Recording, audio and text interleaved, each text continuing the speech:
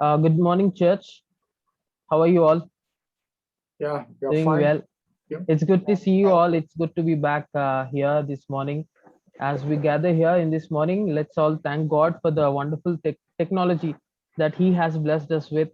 Years ago, we wouldn't be having this kind of technology, but now we have this, and now God is using us, gathering us in this manner. Let's all thank God. And before we get into the word, shall we look to God in prayer? Father Lord, we want to thank you this morning. We want to thank you for the time, for the day, for sustaining our lives for one more day as we gather here in this manner, as we meditate upon your word on the on the passage that's been read. Lord, we pray that you sow this word in our hearts so that we might be a fruitful and a blessing to the people around us, and so that we might be a gospel to share your word, your truth to the people of other faith, and to strengthen the faith in ourselves, Lord. Lord, we thank you for the pastor, for the church members who have attended, and we also want to pray for those people who want to attend but couldn't. May we pray that you lead them and guide them so that we can have a time of fruitful sharing, fruitful prayers, and fruitful time, Lord. We thank you. In Jesus' name, we all say, Amen. Church this morning has been read to us by Sister Maithili John. Um, this psalm, third psalm, is a wonderful psalm, and we all know that this psalm has been written by David, King David, and we all know the background, the situation that David is in the present time. So this is the song that's been written by David, and I just want to give the background behind this psalm. So if we go to Second Samuel 15 to 18 chapters, we see the background behind the psalm. So we all know Absalom was already a murderer by this time. So he murdered one of his own brothers. Now he comes back to Jerusalem. He creates a coup against King David, and Absalom declares himself as the new king. And David, who loved Absalom the most, is now scared of his own son. So, and David learns and realizes that people who were close to him now turned against him and turned to Absalom. So when David realizes that the people who loved him, the people who were very close to him, are his foes now, became his enemies. So with all this happening, David was feeling threatened, and he fled the city. He fled the city, which was natural, because here people were turning against King David, and the people were turning to Absalom. And Absalom, he created one of his own brothers. So David felt threatened. He felt that he was scared to death. So as we read the passage, we find the word Selah. So scholars have different opinions and different views on this. As we all know, for sometimes it might be to lifting up, and then sometimes it is taken as a pause, as a song we take pauses. So we'll talk about that. And if we come to the passage in verse 1, it says, "O Lord, how many are my foes? Many are rising against me." So this shows the current state of King David. This shows the state that he is in presently. So we see that he's scared, he's afraid, he's broken, he's threatened, and he's crying. It was natural, because imagine that our own sons and daughters, if they say anything against us, how we would feel. We feel distracted. It wrenches our heart. So just imagine your own son turning against you, or your own daughter turning against you. That's what happening here. And David is feeling threatened, because he knows that if they get him, he might die. So he's scared, he's afraid, he's broken. So that says the first verse says, "Oh Lord, how many of my foes? Many are rising against me." Like we discussed that, he came to know, he learns that many people who loved King David are turning against him, and they want to kill him, or they want to persecute him. So David says, "Oh Lord, how many are my foes? How many are my enemies? Many are rising against me." I keep on learning that people are increasingly are against me. In the verse 2, we see that many are saying to me, "There is no help for you in God." So verse 2 says that there is no help for David in God. So David is saying he's learning that many people are saying to me that there is no help for you in God. So why is David saying? In some translation, it would be salvation, help. It translates into salvation, but David is talking in a sense of deliverance, in a sense of help, because he literally needs help. He's scared for his life, so he needs help. So what David is hearing people is that God is not coming for you this time. So he's hearing that God is not coming for you. People are saying to him that God is not coming to help you. The reason why David would be saying this is because of what happened in Second Samuel chapter 16 verses from 5 to 13. So we see in Second Samuel chapter 16 verse 5 to 13. So what happens here is there's this guy Shammai. So he's son of Gera, and he's from Saul's clan, King Saul's clan. So it is naturally that when you are from other clan and you kill, when you persecute other people, or when you become a king and the other relatives of the other king, they hate you. It is natural. So Shammai says, get out for what you have done, for all the bloodshed in the household of Saul. So he's basically saying, David, you have caused a lot of bloodshed. For all the bloodshed that's been happening, you are the reasons. So God is not helping you. He says, God wouldn't be helping you this time. So God is punishing you this time. So get out of the kingdom. Just think that if God is the only one who could help you, who could help me, who could help us, and he's opposed to you, if God is against us, where would we go? We all know from Romans chapter 8:31 that if God is with us, who can be against us? If we reverse that, if we say if God is against us, just imagine, just imagine the thought, if the creator of the universe is against you, then where would we go? There's no one, no kingdom, no leaders that can help us. So all these thoughts David is contemplating. He's saying, he's hearing people tell him that God is not helping you, and David is creating all these thoughts. He's just thinking about what's going to happen. So basically what they're doing is they're discouraging him, they're threatening him, they're demotivating him, saying, David, you are done.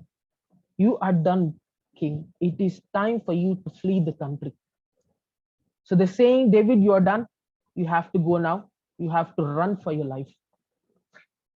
Church, we might have had faced such kind of situations in our lives where we are at the lowest point in our lives, when we are vulnerable. People might have told many things, just like how they would have been hearing, that might have demotivated us, made us feel discouraged, made us feel lonely. But that's not true, because when you are vulnerable, people always say things that demotivate you, because they want you to suffer. They want you to feel scared. They want you to feel afraid. This is what David's been facing. People were threatening him. They want to demotivate him. They want to make him suffer through those words, through those actions. If you see in verse 3, we know that this is not true. But you, O Lord, are a shield around me, my glory, and the one who lifts up my head. If we focus on this verse, the mood is completely changed. We see David being afraid, he's scared in the first two verses. And then in the third verse, the mood is changed. Why the mood is changed? The state is completely changed here. From a state where discouragement, fear, vulnerability is witnessed, David completely transforms into assurance, self encouragement, feeling hope in himself. If you look closely, the language that David is using, he uses, you, O Lord, are a shield around me. David, why is David using this kind of language? Shield around me. He could have used a wall, he could have used many things, protector, but he's using a shield. Dear church, we need to observe that David is a warrior. So he's the king, he fought many battles. So the language and the vocabulary he's using is the military language, the language that is used in the battles.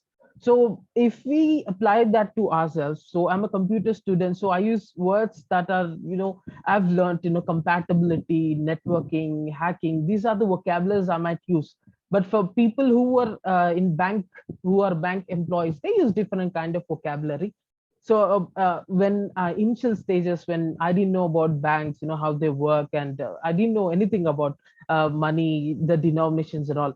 So once I was reading something, and I came to know that we have to segregate according to the denominations. We have to specify the denominations.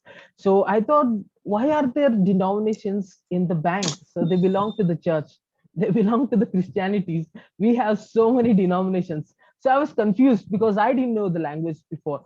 So we all have our own vocabulary. So just like David is a king, he's a warrior, he fought many battles, and now he's using the language of a warrior, language of a soldier, the military language, which is, you are a shield around me. It's like saying, you are a protector around me. David is a warrior.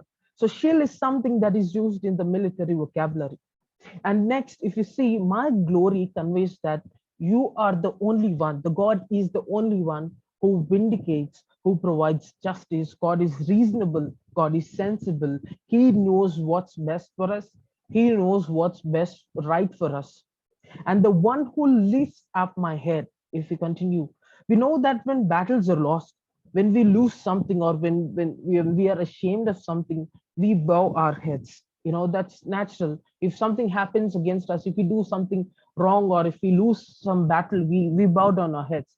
That is a natural human expression. But David is reminding us, he's saying that he knows that the one he believes in lifts his head up so that he can glorify and worship. So the one we believe in would lift us up so that we might lift our heads, we might glorify him, we might praise him. It is in God that we can lift our heads. It is in God that we put our trust, our faith, so that we can praise for whatever the protection.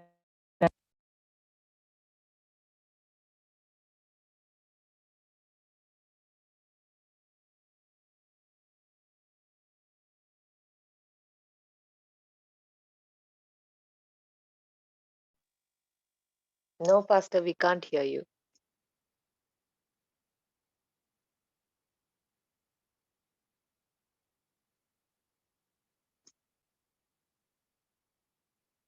Yeah, it's connected. Connecting.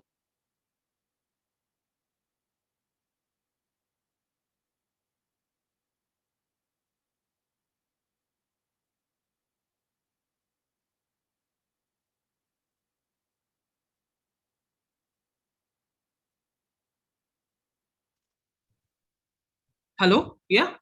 Yes, you're good. Yeah. Sorry for the technical issue. So we see that in God that we lift our heads, in God that we put our trust, in God we have to put our faith. So oftentimes when we are hurt, when we are mocked, or when we are in pain, we look at the source of the pain. We look at what's causing us. People or anything that causes it. In doing so, we are focused on the pain. But we lift up and look for the creator of the universe. We lift up to cry and worship. It is in him that we have to lift, that we are lifted and glorified. So lift up. That we look at the pain, we look at the people. Why are these people causing us trouble? So we try to look at the source of the pain. But what we have to do, and what David is doing, is that, God, you are glorified. My glory is in you, Lord. So I lift up. So we need to lift up. In verse 4, we see that I cry aloud to the Lord, and he answers me from his holy hill. Why is David is saying, I cry aloud to the Lord? We often cry to people, share our pains with people, share our weaknesses and joy with people. But through David, what we learn is we need to cry out to the Lord. It is in him we need to look for answers, and he listens. Ask the Lord. He has promised us that he would help. We see the same promise that David is mentioning in Philippians 4, 6 to 7. Paul writes, do not worry about Philippians 4, 6 to 7. Do not worry about anything, but in everything by prayer and supplication, with thanksgiving, let your request be made known to God. This is what David is doing here in this passage. He's praying, he's putting his supplications. Dear church, we are reminded through this passage that it is through prayers, through supplications, that God answers.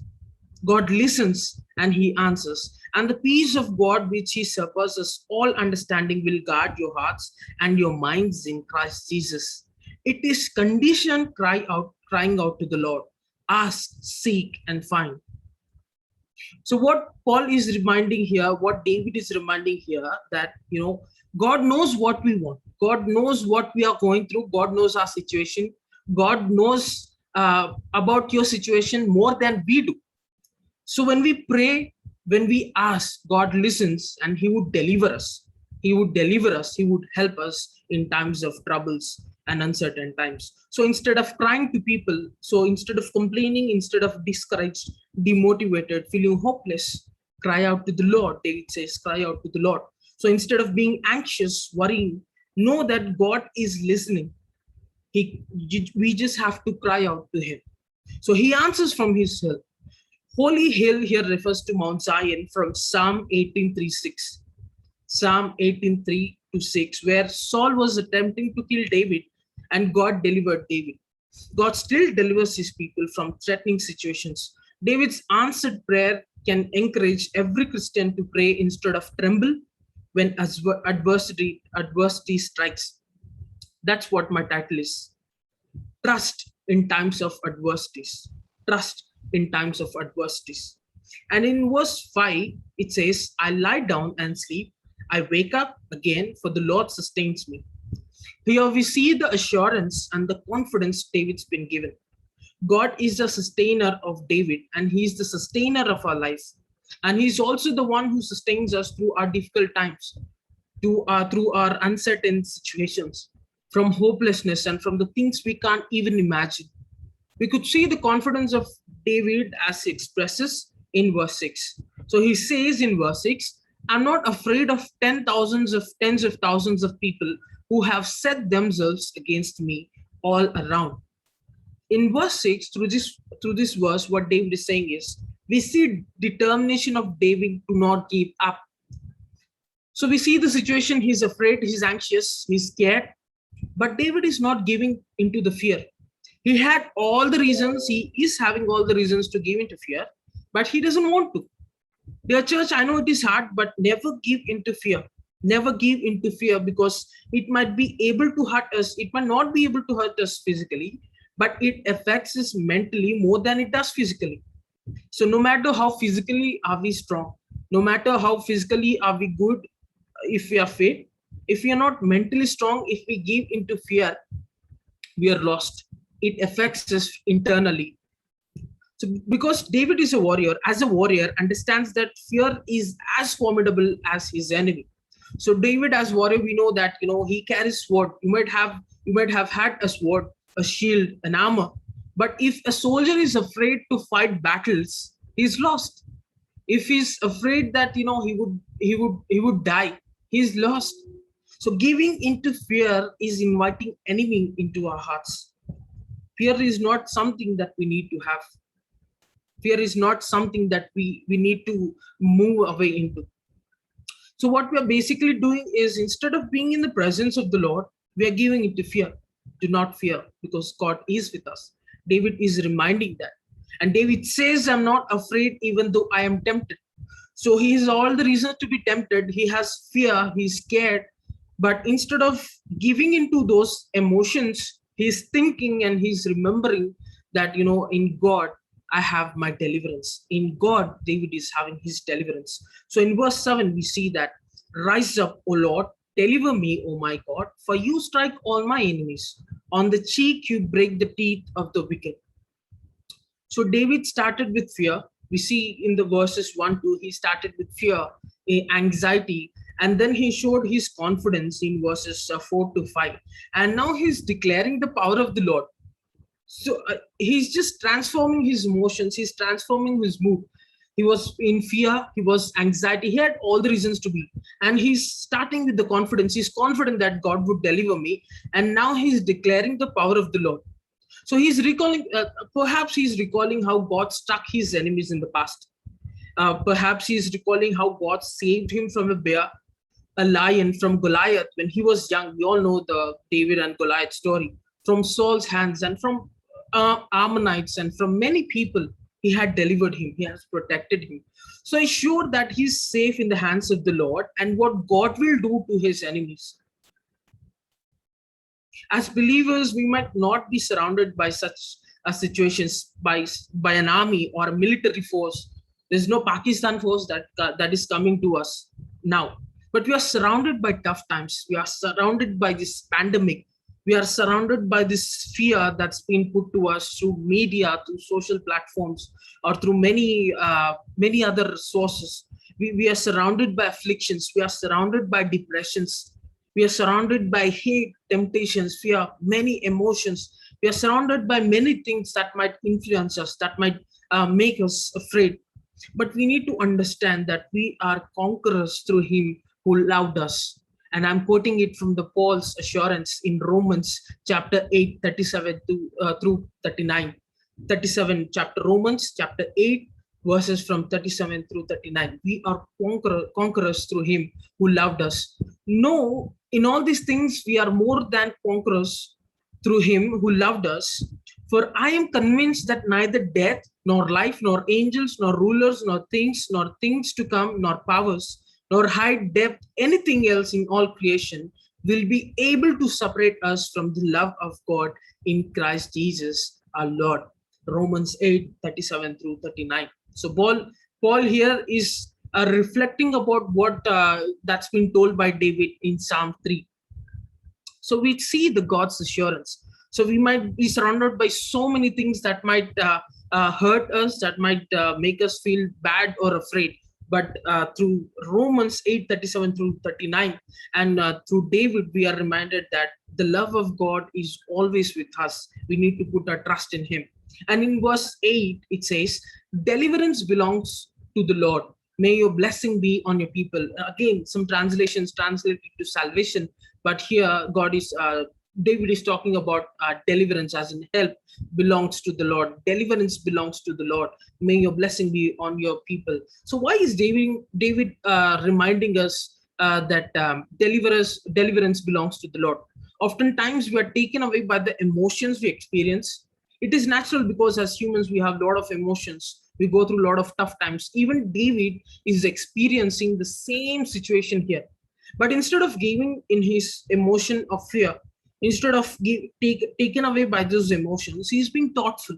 He's thinking and being reminded that God would deliver him, that God will deliver him. So he's sure, he's confident, and he's declaring. And why does he emphasize deliverance belongs to the Lord? Why is he emphasizing that in God I have my deliverance, that God deliverance belongs to the God? If you see, because we all know the story, because he had opportunity to deliver himself on two occasions. When he had troops of King Saul's coming to him into his presence, and when he had the opportunity to kill Saul, he did not kill Saul. Those times, 2 times he did not take the opportunity. He could not deliver himself because he know that people close to him, even people who were close to him, were influencing David that, take this opportunity, deliver yourself. And they were even using the verses like heaven is helping you to deliver yourself. So people might encourage in this way to do so, but David says that deliverance belongs to the Lord. Dear church, remember David that deliverance belongs to the Lord. We hear this, but when sometimes we hear this, we know that deliverance belongs to the Lord. But sometimes in difficult situations, again, we try to figure out the problems on our own. Be reminded that the deliverance belongs to the Lord. We might look at people, we might look at leaders, we might look at many things, but remember that deliverance belongs to the Lord. Be reminded, church, that the deliverance belongs to the Lord and it comes from the Lord, not people, not leaders, not from some politicians, but from God alone. Amen. Shall we look to God in prayer? Father Lord, we want to thank you for this wonderful time, wonderful passage, wonderful psalm that you have blessed us with, Lord.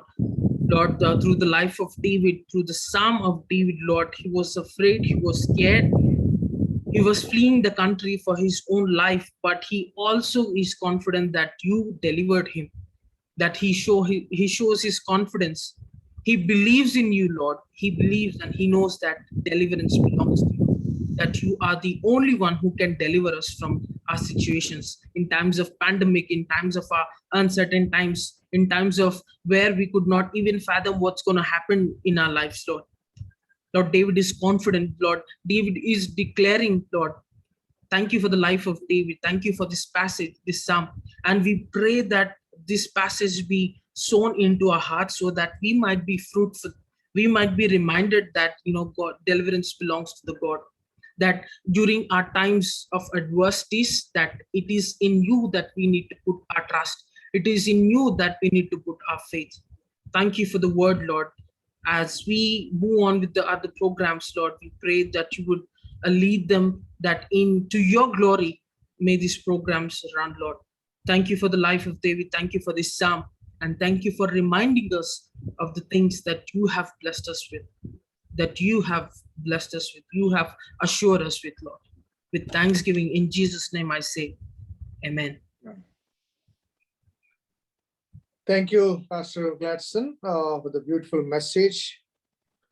Particularly when we are going through this turmoil situation, the experience of David and his confidence on God gives us strength and courage to the believers who is going through such a situation. So regarding the offerings, as usual, you can use Google Pay.